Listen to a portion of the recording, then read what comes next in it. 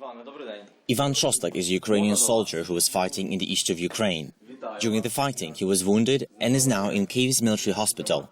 Today is his birthday.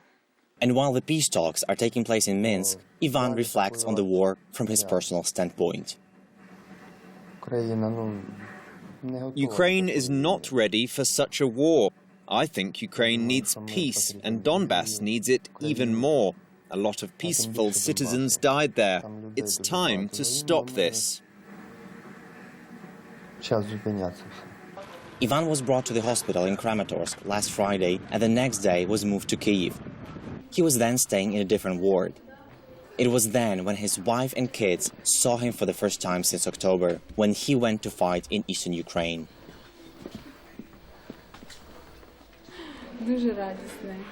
I feel very happy, very glad that I saw him, that I saw that he's alive. I even took his hand. These are very happy moments in our life. Now Ivan is almost home, far away from war and reunited with his family. But just a week ago, things were very dark and gloomy for him.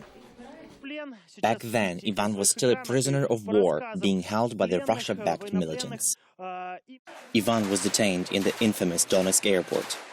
He was a military driver, bringing the supplies to the Ukrainian soldiers defending the airport and retrieving the wounded.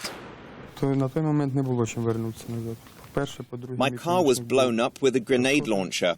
At that moment, I had nothing to go back with. This is first. Secondly, my partner was heavily wounded. I couldn't have left him behind. It was the next day when he died.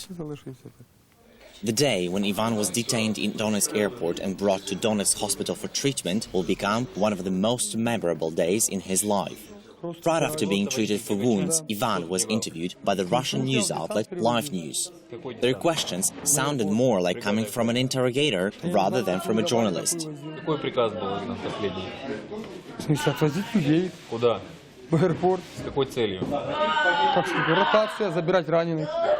Once the interview was released, Ivan became a hero for many Ukrainians almost overnight. His resilience and courage inspired a lot of Ukrainians. They all talk like that, because the gunmen are nearby. Had there been no gunmen, they would have been talking otherwise.